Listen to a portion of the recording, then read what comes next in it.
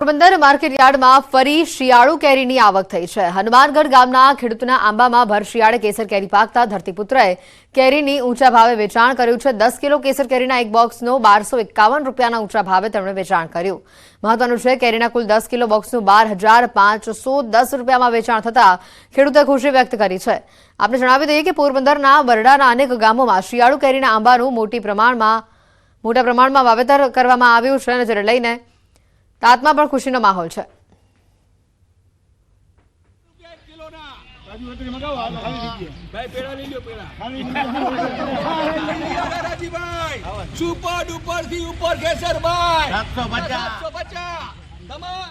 અરવલ્લીના મેઘરજમાં યુવક તળાવમાં ડૂબ્યો। ખેરાઈ પાસે આવેલા તળાવમાં રમણભાઈ ડામોર નામનો યુવક ડૂબ્યો।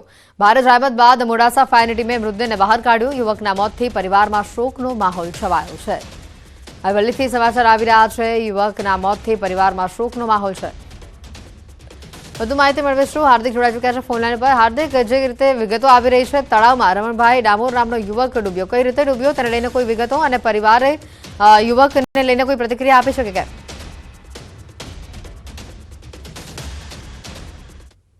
ડામોર ઢુંડા ગામ છે, જ્યાં તળાવની અંદર એક યુવક ડૂબ્યો હતો।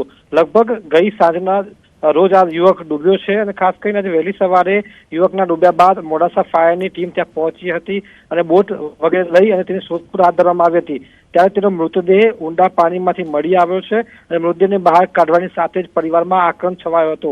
ચોક્કસથી એક કારણ હજુ સામે નથી આવ્યું કે કયા કારણસર પગ લપસવાથી કે કોઈ અન્ય કારણ છે। એ તમામ કારણો માટે મેઘરજ પોલીસ હાલ તપાસ કરી રહી છે। હાલ તો પરિવાર જે મૃતદેહ છે તે પીએમ માટે ખસેડવામાં આવ્યો છે અને આગળની કાર્યવાહી હાથ ધરાઈ છે। જી હેતવી, બિલકુલ આભાર માહિતી બદલ।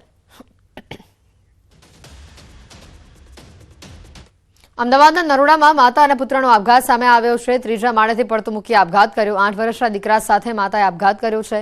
દીકરા બાદ માતાએ પણ આપઘાત કર્યો। નરોડાના હંસપુરાનો આ બનાવ છે। પોલીસે ઘટના સ્થળે પહોંચી તપાસ હાથ ધરી। સારથી રેસીડેન્સીનો આ બનાવ છે। માતા માનસિક રીતે બીમાર હોવાની માહિતી સામે આવી છે। નરોડામાં માતા પુત્રનો આપઘાત સામે આવ્યો છે। વધુ માહિતી મેળવીશું। સંવાદદાતા ઋત્વિજ જોડાઈ ચૂક્યા છે ફોનલાઈન ઉપર। ઋત્વિજ, જે રીતે વિગતો છે, માતા માનસિક રીતે બીમાર હોવાની વાત અહીંયા સામે આવી રહી છે, પરિવાર તરફથી કોઈ નિવેદન? જી હજી વાત કરીએ તો આજે વહેલી સવારનો બનાવ છે। લગભગ 7:30 વાગ્યાની આસપાસ જે માતા છે તેને તેના 7 વર્ષના દીકરા સાથે આત્મહત્યા કરી છે। જે પોલીસની સમગ્ર ઘટનાની જાણ કરવામાં આવી હતી ત્યારે પોલીસ કાફલો ઘટના સ્થળ પર પહોંચ્યો હતો અને જે પ્રાથમિક તપાસ જાણવા મળી રહી છે કે જે મરણ જનાર મહિલા છે કે જે માનસિક બીમાર હોવાનું જાણવા મળી રહ્યું હતું અને તેની સારવાર પણ ચાલી રહી હતી। જો કે હકીકતમાં શું કારણ જવાબદાર છે તેને લઈને હાલમાં તપાસ શરૂ કરી દેવામાં આવી છે। પરિવારજનોનો કોઈ આક્ષેપ છે કે કેમ તેને લઈને પણ તપાસ કરવામાં આવશે। એટલે પરિવારજનો દ્વારા જો કોઈ આક્ષેપ કરવામાં આવશે તો પોલીસ દ્વારા તે બાબતે પણ તપાસ કરવામાં આવશે અને સમગ્ર મામલે પોલીસ તપાસ બાદ હકીકતનું કારણ જાણવા મળશે કે આખરે એવું તો શું કારણ જવાબદાર હતું કે આ મહિલાએ આત્મહત્યા કરવી પડી છે પુત્ર સાથે। જે મહિલાનો પતિ છે તે પણ હિંમતનગર હેડક્વાર્ટર ખાતે ડોગ સ્ક્વોડમાં ફરજ બજાવે છે, જ્યારે તેના સસરા છે તે પણ પોલીસ વિભાગમાંથી નિવૃત્ત થયા હોવાનું હાલમાં પ્રાથમિક તપાસમાં જાણવા મળી રહ્યું છે। એટલે હાલમાં જે સમગ્ર મામલે ઘટનાની ગંભીરતાને ધ્યાનમાં રાખીને પોલીસે અલગ અલગ રીતે તપાસ શરૂ કરી છે। ઉપરાંત બંનેના જે મૃતદેહ છે તે પોસ્ટમોર્ટમ માટે પણ મોકલી આપવામાં આવ્યા છે। બિલકુલ ઋત્વિજ, જ્યારે માતા અને પુત્રે આપઘાત કર્યો ત્યારે ઘરમાં કોઈ હાજર હતું કે કેમ, તેને લઈને કોઈ માહિતી આવી છે બહાર? એથી આ સમગ્ર મામલે તપાસ કરવામાં આવી રહી છે પોલીસ દ્વારા કે આખરે એવું તો શું કારણ બન્યું હતું કે તેને વહેલી સવારે આ પગલું ભરવું પડ્યું હતું। ગત મોડી રાત્રે કઈ બનાવ બન્યો હતો કે કેમ, અથવા તો તેના જે પતિ છે તે પતિ સાથે કોઈ અણબનાવ હતો કે કેમ, માનસિક બીમાર હોવાની સારવાર ચાલી રહી હતી, પરંતુ તેને કારણે જે આ બનાવ બન્યો છે કે અન્ય કોઈ કારણ જવાબદાર છે। આ સમગ્ર બાબતોને લઈને અલગ અલગ દિશામાં પોલીસ દ્વારા તપાસ શરૂ કરવામાં આવી છે। બિલકુલ આભાર ઋત્વિજ માહિતી બદલ। જૂનાગઢથી સમાચાર આવી રહ્યા છે। પરિણીત મહિલાએ હોટલમાં આપઘાત કર્યો। મહિલાએ ઝેરી દવા પીને આપઘાત કર્યો છે। હોટલ સત્યમમાં પરિણીત મહિલાએ ઝેરી દવા પીધી। સારવાર મળે તે પહેલા જ આ મહિલાનું મોત થયું છે। નિશા પંચોલી નામની મહિલાનું મોત થયું છે। મૃતક મહિલા સાથે રામજી ચૌહાણ નામનો શખ્સ હોટલમાં સાથે હોવાની વિગતો બહાર આવી છે।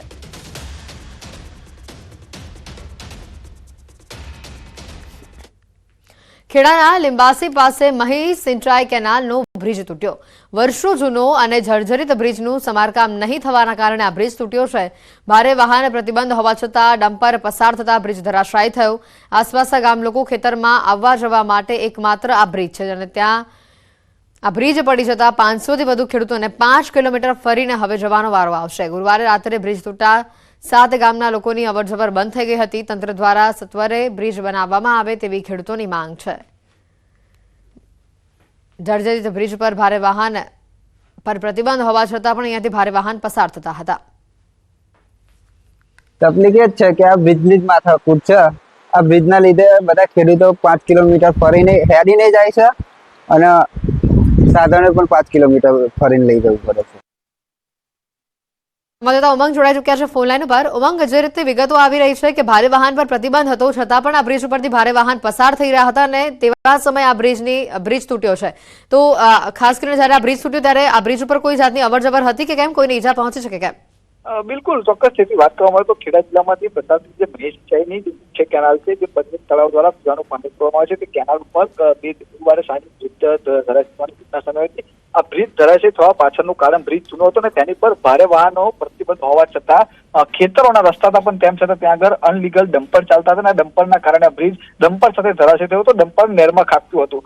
જો કે ડમ્પરને તાત્કાલિક અંદર જે ઢાળવો હતો તેનો 100 બચાવ થયો હતો, પરંતુ આ જે બ્રિજ છે તે તૂટવાના કારણે જે આજુબાજુના જે ખેડૂતો છે તેમને 5 કિલોમીટરથી વધુ ધક્કો ખાવાનો અત્યારે વારો આવ્યો છે અને તંત્ર દ્વારા બ્રિજને તાત્કાલિક બનાવવા માટે કામગીરી હાથ ધરવામાં આવી છે. જીએસવી બિલકુલ મહત્વની વાત છે કે આજુબાજુના કેટલા ગામના લોકો આ બ્રિજ ઉપરથી અવરજવર કરતા હતા અને કેટલા લોકોને હવે આ બ્રિજ તૂટવાથી અસર પહોંચશે? ચોક્કસ વાત કરવામાં તો આજુબાજુમાં લિંબાસી, ભલાડા, વસઈ, રણાસર સહિતના જે ગામડાઓ છે તે લોકોને ખેતરમાં આવવા જવા માટે જે રસ્તો હતો તે મુખ્ય બ્રિજ જ હતો અને આ બ્રિજ તૂટવાના કારણે તેઓને 3 થી 4 કિલોમીટરનો ધક્કો ખાવો પડશે. કહી શકાય કે આ બ્રિજની પર ભારે વાહન પહેલેથી પ્રતિબંધ હતા, પરંતુ તેમ છતાં તેમના જે વાહન ચાલકો કેટલાક અનલીગલી ત્યાં આગળ ડમ્પરોની અવર જવર કરતા હોવાના કારણે બ્રિજ તૂટવાનું તેના સ્થાનિકો જણાવી રહ્યા છે. આભાર ઉમંગ માહિતી બદલ. અમદાવાદ શહેરના રોડ રસ્તા બિસ્માર બની રહ્યા છે. એએમસીના વિકાસના દાવા પોકળ સાબિત થઈ રહ્યા છે. એસજી હાઈવે વિસ્તારમાં ખરાબ રોડથી વાહન ચાલકો પરેશાન થઈ રહ્યા છે. બિસ્માર રોડથી ધૂળની ડમરીઓ ઉડી રહી છે. જર્જરિત રોડથી વાહન ચાલકોના અકસ્માતનો ભય પણ સતાવી રહ્યો છે. મહત્વનું છે કે પ્રહલાદનગર વિસ્તારમાં નવું ફૂડ કોર્ટ બનાવાયું છે. એ જ રોડની હાલત અત્યારે ખસ્તા છે. અમદાવાદના વાયએમસીએ ક્લબથી કર્ણાવતી ક્લબ તરફ જવાનો રસ્તો પણ અત્યંત ખરાબ પરિસ્થિતિમાં છે. જો બીજી બાજુ અમદાવાદ શહેરના રોડ રસ્તા સુધારવા માટે કોર્પોરેશન રાત દિવસ દેવ દિવાળી પછી કામે લાગી ગયું હોવાનું સ્ટેન્ડિંગ કમિટી ચેરમેને દાવો કર્યો, તો પછી આવા રસ્તાની હાલત કેમ છે તે ઘણો મોટો સવાલ ઉભો થઈ રહ્યો છે. તહેવારો પૂર્ણ થઈ ચૂક્યા છે છતાં અમદાવાદ શહેરના રસ્તાઓ બિસ્માર હાલતમાં જોવા મળી રહ્યા છે. આપ જુઓ, રસ્તાઓ પર એ પ્રકારની હાલત ખરાબ છે કે આજે પણ રોડ રસ્તા ખરાબ હોવાને કારણે લોકો